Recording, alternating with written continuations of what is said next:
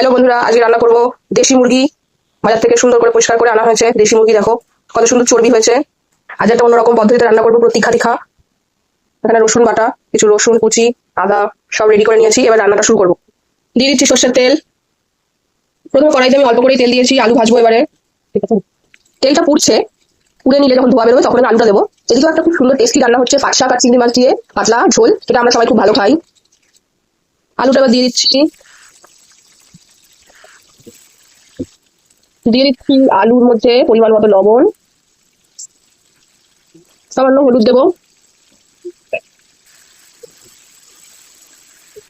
যতক্ষণ আলুটা ভাজা হচ্ছে আমি দেখিয়ে দিই। এখানে অনেকটা আমি পেঁয়াজ কুচিয়ে নিয়েছি, এর হাফ আমি ভেজে দেবো আর হাফ কাঁচা দেবো। আর এখানে আমি কয়েকটা হাফ হাফ করা পেঁয়াজ দিয়েছি, এগুলো আমি এভাবেই দেবো। আর গোটা রসুন, এটা সবাই খুব ভালো খায়। দুটো টমেটো দিয়েছি, একটা মাঝারি সাইজ আর একটা ছোট সাইজ। কিছুটা রসুন আমি এখানে থেতো করে নিয়েছি, আর এখানে কয়েকটা রসুন আমি গোটা রেখেছি, এটা ফোড়নে দেওয়ার জন্য।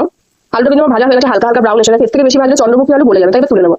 এবার দিয়ে দেবো এই কটা রসুন ফোড়নে, হালকা ব্রাউন হবে। রসুনটা আমার হালকা ব্রাউন হয়ে গেছে, এবার আমি দিয়ে দেবো কুচিয়ে রাখা পেঁয়াজের অর্ধেকটা। পেঁয়াজটা ভাজা হচ্ছে, এটা আরো এখনো ভাজা হবে, হালকা ব্রাউন কালার আসবে।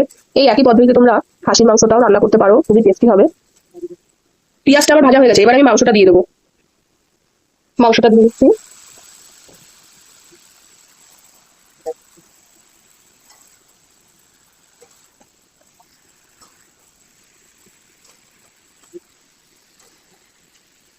এবার এর উপর থেকে টমেটো পেঁয়াজ যা ছিল সেগুলো দিয়ে দিবা। দিয়ে দেবো বেটে রাখা রসুনটা আর আদা ঘষে দিয়ে দিয়েছি, আদা ঘষে।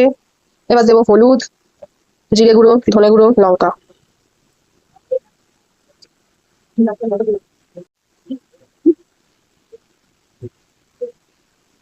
মশলাগুলোকে আমি একটুখানি নেড়ে নিয়েছি, দিয়ে এবার আমি উপর থেকে তেল দিয়ে দেবো। এই স্টেপটা খুবই ইম্পর্টেন্ট এই রেসিপিটার জন্য, নাহলে কিন্তু সেই স্বাদটা হবে না যেটা আমি বলছি।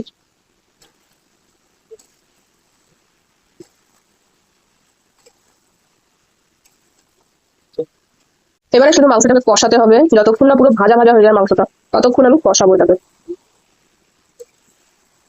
এরকম নিচ থেকে নেড়ে নেড়ে, তাহলে নিচে লেগে মাংসটা কিন্তু অনেকটাই কষানো হয়ে গেছে, এখনো আর একটু হবে, এখনো হয়নি পুরোপুরি। তবে মাংস থেকে দেখো কত তেল বেরিয়েছে, মাংসতে এত চর্বি ছিল, প্রচুর তেল বেরিয়েছে। মাংসটা অবশ্যই খেতে খুবই টেস্টি হবে। আর দেখেই বুঝতে পারছো কালারটা, আমি কিন্তু কোনো রকম কালার দিইনি যে কালার করে এটা এই রংটা এসছে, সেরকম কিছুই না, পুরোপুরি মশলাই কালার। দেখতেই পেলে আমি কি কি দিলাম। তো আরেকটু হবে, কষানো কিন্তু হয়ে গেছে। দেখো কালারটা দেখে নাও, কষানো কিন্তু হয়ে গেছে। এইবারে আমি দিয়ে দেবো ভেজে রাখা আলুগুলো, আর দিয়ে দেবো জল।